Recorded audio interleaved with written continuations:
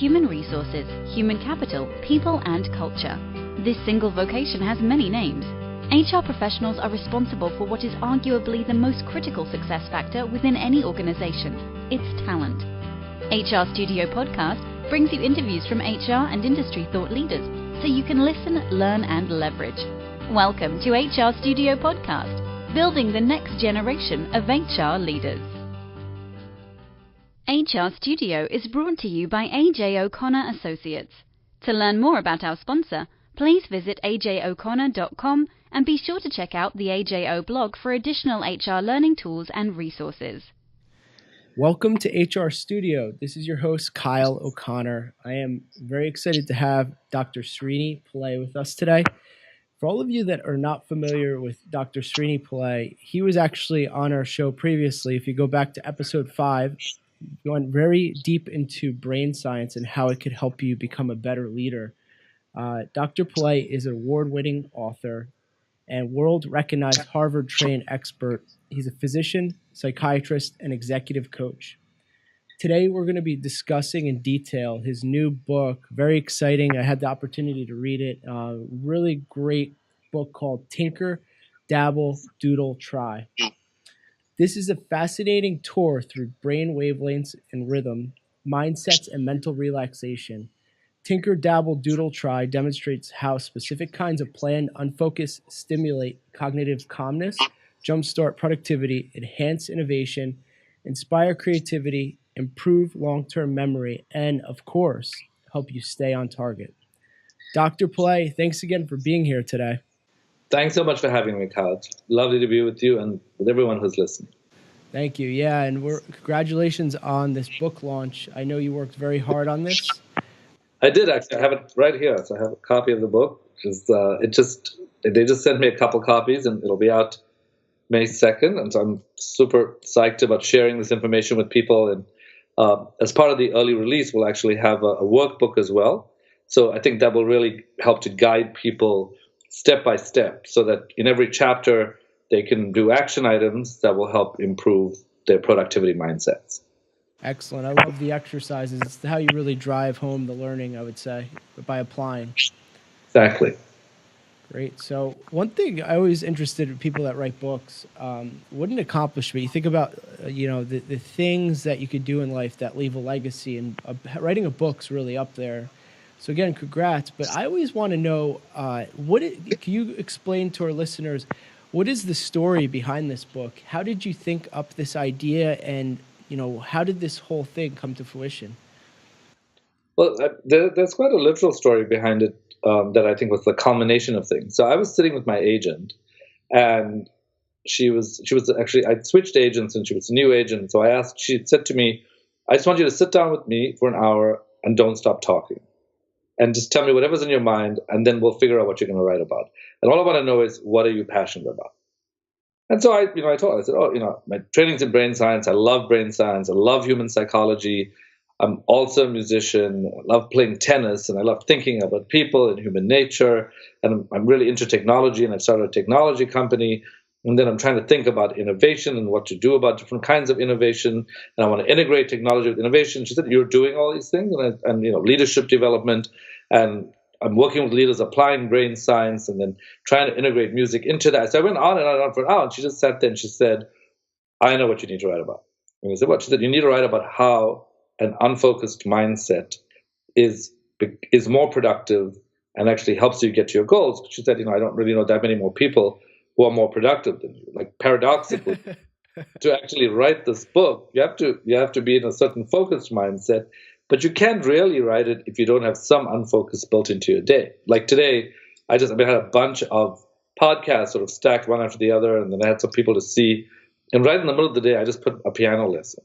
And I'm writing a musical right now, so I'm sort of trying to work on the music for the next year and just put the music together. And it was such a great departure from the rest of my day. And I was very aware when that was happening that I was activating this unfocused circuit, and in some ways taking care of my focus circuit. So I think at a literal level, that's how it happened. I think at a more complex level, what I recognized is that people always ask me, what are the 5 ways to do this and the 3 ways to do that? And I'm full of that. But at another level, when I took all the patients I've seen and all the clients I've seen, and I asked myself, who makes the most money and who are the people who reach their goals? It's got not as much to do with the strategy and more to do with how much of themselves are engaged.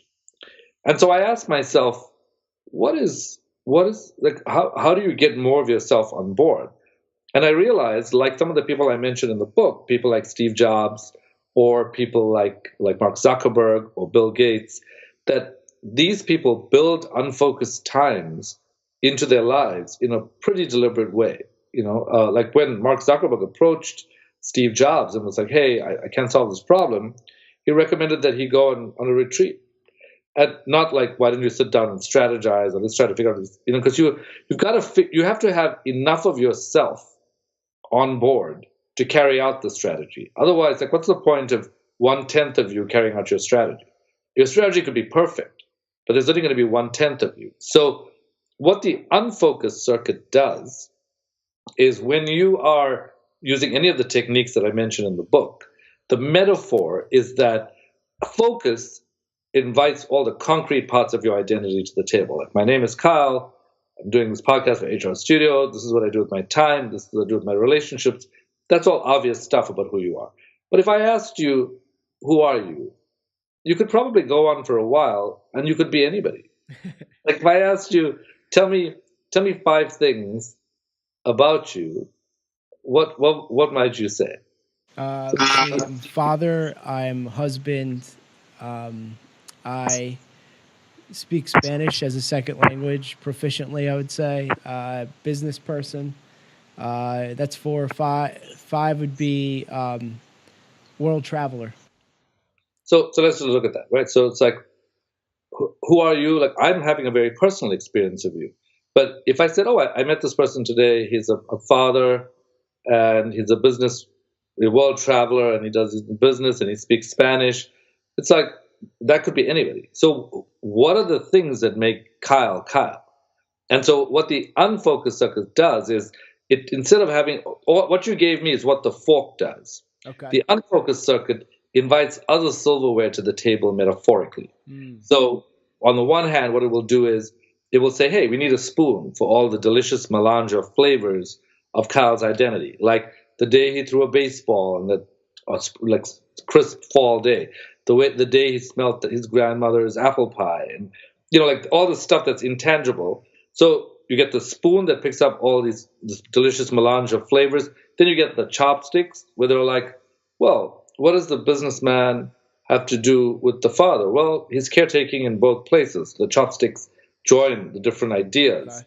And then you get, depending on what you eat, the marrow spoon or the melon spoon, where you get into all the nooks and crannies and crevices. You pick out stuff that your focused brain could never find, because it's just little things in your life. So all of a sudden, you've got a new data set to work with, a new puzzle pieces for yourself. So now we don't just have Kyle with the fork. We get Kyle with the spoon and the marrow spoon and the chopsticks. So we've got a whole new person. Wow. Okay. And so once that person is invited to the table, that person can carry out the strategy.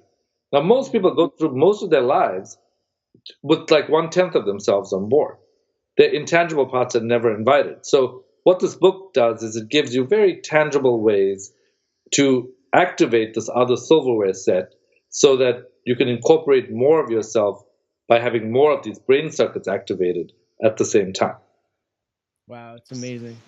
So that really explains it so well for someone like myself that is really into this domain, but really wants to understand the how you articulate that. Now, one of my questions that I was going to go into, and you're really good at doing this, is, and you kind of just did that a little bit, but what goes on in the brain when we're switching from focus to unfocus? Could you explain that to our listeners? Because I find that's very fascinating. Sure. So the metaphor is that focus is like it's like the low beams. So you get to see what's right in front of you. You get good data. You see what you see. That's fine. Unfocused is like the high beam. So you basically are now seeing in the distance. You're seeing wider. Now, if your brain if you're going through life with blinkers on, you may be focused, but you're going to miss out half of what's going on in your life. If you actually activate your unfocused brain, you start to see connections. So I'll give you an example. So Gillette, this was an example I used in the book. Gillette had two divisions. One was a toothbrush division and a battery division, and they kept going. The toothbrush division developed more innovative toothbrushes, the battery division, better batteries. Nobody in the company thought of connecting the toothbrush to the batteries to form an electric toothbrush until there were other electric toothbrushes in the market. So they didn't make that connection. So a lot of times in life, we think we've got it all down, but we haven't been making those connections that are the key of what we need. So focus circuits are metaphorically also like the low beams. Unfocused circuits are like the high beams. And really what it is that when they both are activated, they're working together to help each other and to help you make connections. So one of the phenomena we talk about is attention cycling, which means, if you stay focused the whole day, most people's days are focus, lunch, focus, dinner, focus, kids, sleep, like fatigue. That's it. It's just right. Focus. Nobody does things like, people act like the brain is just like an endless energy source. Right. But your brain's pretty sensitive. I mean, it's 2% of your body volume, but it eats up 20% of the energy. I mean, it's a lot of energy. It's like for such a small thing, you would think like, maybe your quads would be like want that kind of energy. But your brain it's very efficient. It's got to do a lot of stuff, and it calls in this energy. So you want to make sure that you take good care of your brain, and to do that, you sometimes have to tell the focus circuit to go to lunch. You're like, you don't want yourself to be out to lunch. So you plan these unfocused times into your day. I actually just made one of the products that I'm going to be sort of offering with a cool package is going to be a thing called a software piece called the Tinker Table. Okay. And what it does is it's a calendar add-on, and it's got a bunch of the techniques from the book. And so when you click on it, it finds a free time in your schedule and fills it in with one of the Tinker techniques. And you can choose beforehand which one you like and which one you want it to fill with. And what that does is it forces you not to do back-to-back scheduling. So it basically says, you've got to build this time into your day and build it a couple times a day. Because, like I had somebody today who wanted to reschedule because he was like, I'm just exhausted from my kids. They got up and they're playing and playing and playing. They got me engaged. I can't get my mind just onto I'm talking with the brain at this point. My brain is gone. And I was like, yeah, that's fine. It's okay. We'll figure out another day to do it. But I think we so often underestimate the fact that we don't take care of our brains, that we don't. And so, it's a really helpful thing to be able to use one of these techniques so you can switch off focus for a while and then recycle and re-energize your brain regularly throughout the day. Excellent. Yeah, and I love when you talk about the Tinker Table in the book. It's a great idea. You talked a little bit earlier in this interview about your own personal day and how you apply the unfocused time. Could you walk us through like an example, either yourself or someone that has major notoriety that is intentionally scheduling that time, and what does that look like for them to really unfocus? You mentioned the piano lesson. Are there any other creative realms that you could suggest for people to tap into? Yes, absolutely. So surprisingly, a bunch of US presidents actually doodled. Wow. Okay. And studies actually show that when you doodle, you improve your memory in a statistically significant way. Now, when you're at school and you doodle, most people are like, pay attention. What are you doing? You're just doodling. It's like, well, actually, if you want me to remember what you're saying, doodling actually improves memory. So add doodling to your day. That would be number one. The number two is napping. So 10 minutes of a nap can actually increase clarity, and 90 minutes of a nap increases creativity. So if you're at a place where you're like, I am wiped, I just need to get my brain back on track and finish this work, 10 minutes is fine. But if you've got to do something that's super creative and you're like, God, how am I going to put this together? Take the full 90 minutes. Your brain will go through the REM and non-REM cycles it needs to go through.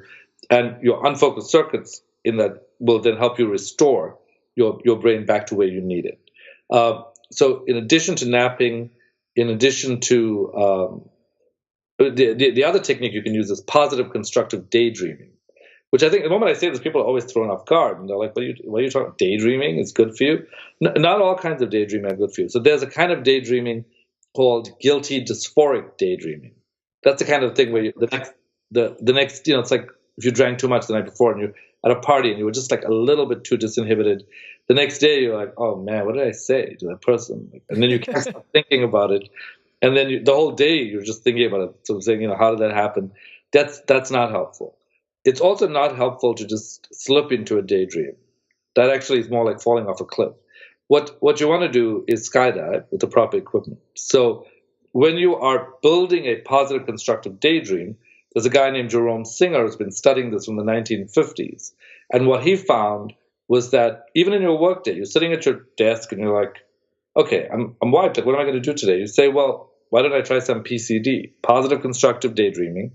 You actually tell yourself that you're going to remove your attention from looking at your computer or looking at your phone or checking your messages, and you're going to spend some time inside of you. Okay.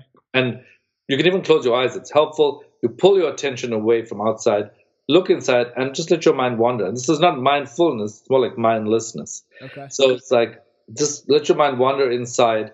And it will. What studies show is that when your mind wanders, it's not as random as it sounds. There's a subterranean guide that's actually guiding your mind toward where you need to. So, for example, one of the examples I gave in the book is this example of Carrie Banks Mullis, who has got the Nobel Prize for polymerase chain reaction for biochemistry. And what this is just a technique that helps us to make a bunch of DNA. Now, this technique has revolutionized medicine. Because of this, we can study genes and wherever we want to. He was sort of he was driving one day from Berkeley to Mendocino. He was his girlfriend. She was hanging out in the car. Actually, I'm not sure if I put this in the beginning of the book because people. Yeah, it's the first story of the book. I'm pretty sure. Right. No, but there was a detail I think I didn't add, which was that he had a bottle of red wine with him in the car. Oh, jeez. And he was sort of meandering up. All of a sudden, he sees this like pink and blue lurid images in front of him, and he doesn't know what's going on. His mind is wandering, gathering, sorting, dredging up old memories, and suddenly all these puzzle pieces fall together. And he's in this daydream, and the daydream puts the stuff together, and it puts it together because it's a really powerful way to actually to get information quickly from these nooks and crannies, and help them make this complete puzzle. So positive constructive daydreaming is a particularly helpful way of doing this. And then maybe one other technique I'll mention is one of my favorites, which is called psychological Halloweenism, is what I call it. And essentially, it's there was a study done that showed that if you wanted to solve a creative problem, so let's say you're at work and you just can't get your creative team to do what they want to do, or you can't get yourself to do what you want to do, you can the study showed that if you pretend that you're an eccentric poet, you are much more likely to solve a creative problem than if you pretend that you're a rigid librarian. So think of your favorite person who represents creativity. It could be a sports person, it could be an artist, it could be a musician, somebody who you're really psyched by. You don't have to say this to anybody, but just live in their mindset the whole day. Okay. It's like right now, if I was going to be creative in this conversation, and I suddenly was like, okay, I'm just going to be like David Bowie or like Mick Jagger. I won't go there because I don't know what will come out of my mouth. But if I did, I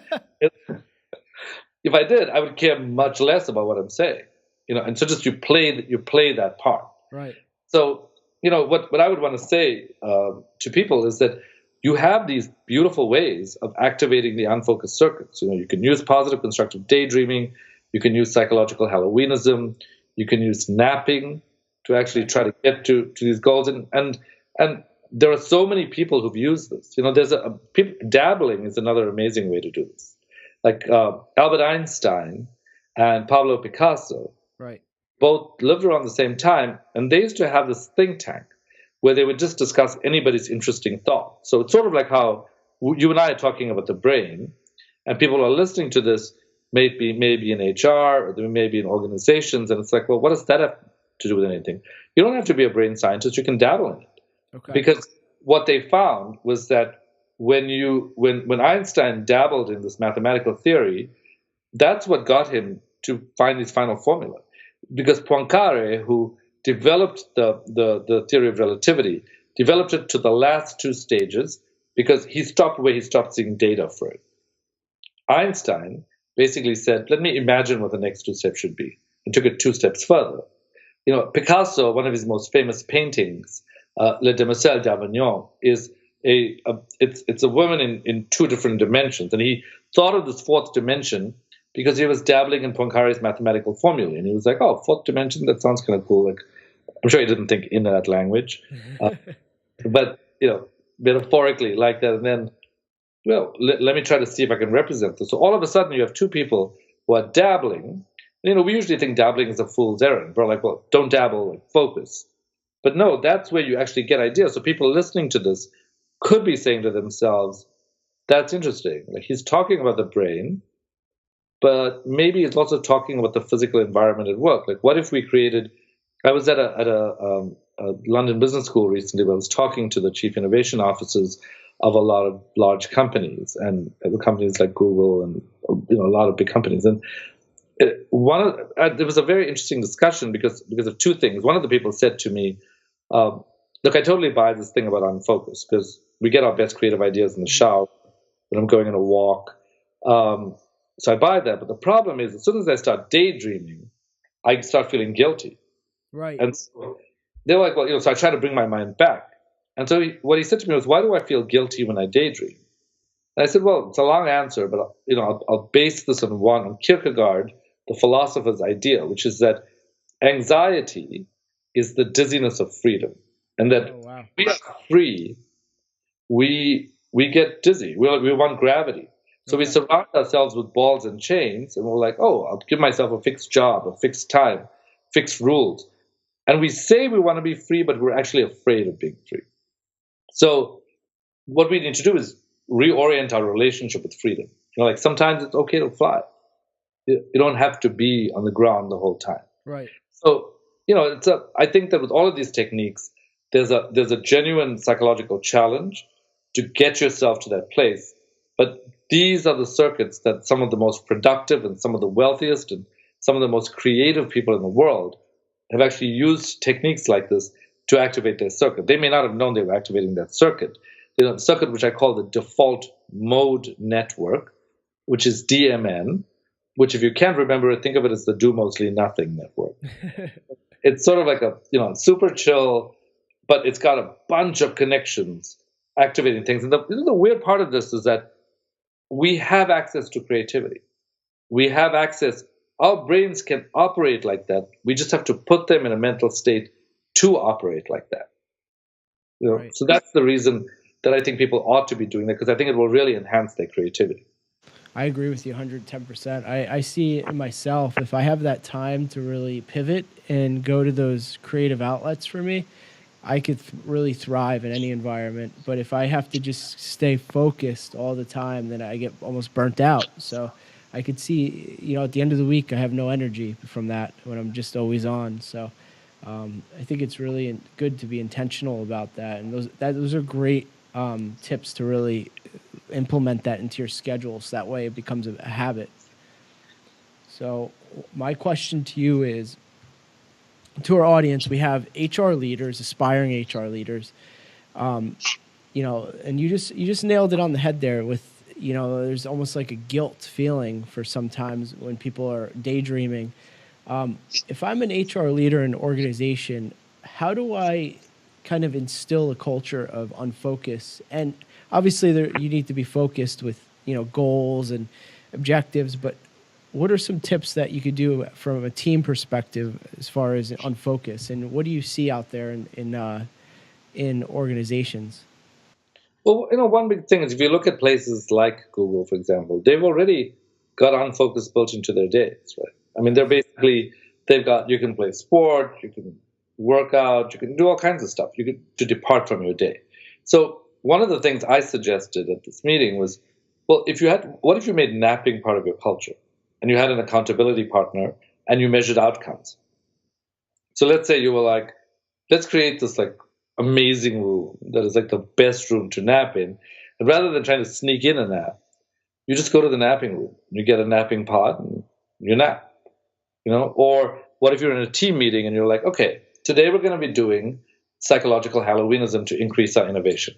So you are going to be Benjamin Franklin, and you are going to be Oprah Winfrey, and you're going to be Beyonce, and just make everybody all kinds of people. All of a sudden, the identities have changed. Right. And the idea is operate like that. And the moment you start changing that identity, and I think it's got to be relevant to your goal, you can get there. I think another way is to think of what when we talk about mission and vision. Right. In order to achieve that, you have to take yourself out of reality into possibility, because that's what vision is about. Now, a lot of people lose sight of that vision because they become cynical, and they're like, "Oh, who cares if we can't really get there?" Well, if you activate the possibility mindset, you increase dopamine in the brain, and you activate the reward pathways in the brain. So, what I would recommend people do is, maybe every quarter, have people revisit how they can add one more step to the vision for themselves, would make it relevant to them. So if I asked you, for example, it sounds like one of your points, one of your visions is to disseminate useful information to people in HR, HR leaders, so that they can take their learning to the next level, learn from a variety of people, and identify you as the point person, which I think would be awesome. That is what you're doing, so it's awesome. but I would ask, what if they added one more thing to their vision? So what if you added one more thing to your vision? Like I think you said today, well, you might try video. And you're like, well, if we try video, that's one more way of engaging them. Right. Or what if you added a little template at the bottom of every podcast or webinar and said, what is the top learning that you have? Right. Just so people can anchor that learning. It's not a lot to ask. But you can keep on expanding upon your vision more and more, as long as you don't forget to unfocus. Right. Like, this is the whole point. I mean, I completely respect focus. I think it is absolutely essential to get through a project. But the book is about unfocus because we forget to build this time our day. And that's what's important. Excellent. Where could everyone go, Dr. Pillay, to find the book, Tinker, Dabble, Doodle, Try? Amazon, or where should we tell people to go find this? So a couple different places. If you want to know the full list of places, they're on drsrinipillay.com. So that's DRSRINIPILLAY.com. And if you go there, you'll see a tab called Tinker, Dabble, Doodle, Try. Go to the tab, and you'll be able to see Amazon, Barnes & Noble, a bunch of different places, or you can go directly to one of the big retailers you're affiliated with, and you'll be able to find it. And I'm not sure where everybody is from, but in the US, this book is called Tinker, Dabble, Doodle, Try. I thought it was interesting that the UK publishers decided to change the title. Oh, really? And they called it Think Less, Learn More. Okay. And they actually asked me to remove some of the sort of more frivolous American characters I had in the books. So the UK version doesn't have Ryan Seacrest in it. Yeah, I love that example. That was one of my favorites. How you talked about how he goes from the morning show or the radio show to this to that. He's doing like 5 or 6 jobs, and it's incredible. Yeah, so he sets up his day that way. Yeah. And then I think maybe one of my favorite titles is the Italian title, which is called Il potere del caseggio. And what it means is the power of dicking around, which I thought is so funny. Oh, really? That's good. I like that. And there's a Netherlands title where it's called Minder Focus Meer Effect, which means less focus, more effect. But in the US, it's Tinker, Dabble, Doodle, Try. And you can get that on drsrinipillay.com or on Amazon or Barnes & Noble, any major retailer. Excellent. We're looking forward to that. Everyone go out there and pick up a copy. And we'll put that in our show notes, too, for people to link up to that. The last thing we always leave with Dr. Pillay is we like to ask a question to our LinkedIn audience for them to answer. What question would you like them to answer in regards to your book or anything else you want to throw out there? What new unfocused activity will you add to your day today? That's great. If I had to answer it, it'd be something that would be outside, I think. Definitely getting outside more, do something. You talked about going for a hike, but everyone go on LinkedIn and please comment up there. We would love to see what you're saying. Yeah, I would too. Well, congratulations again on the book release. We're very excited for you, and it's a great book. Please keep in touch, and next time we have you on, we're gonna have you play piano for us. We'd like to see that. I'll send you a piece of music, maybe. Yeah, please do. We love it. We'll link it up in the show notes. Awesome. Right. I actually have a theme song with a video. I'll send you, and maybe you can put that up with that. Please, that would be great content. People will love that. Awesome. All right. Well, you have a great one. Thanks a lot, Dr. Pillay. Thank you very much, Kyle. It's always lovely talking to you. Thank you a lot. Thanks. Bye. Thank you for listening to HR Studio Podcast, building the next generation of HR leaders. To download the show notes and discover additional information from this week's episode, please visit hrstudiopodcast.com. To join the conversation, we invite you to visit our LinkedIn group, where you will connect with a growing community of current and future HR leaders.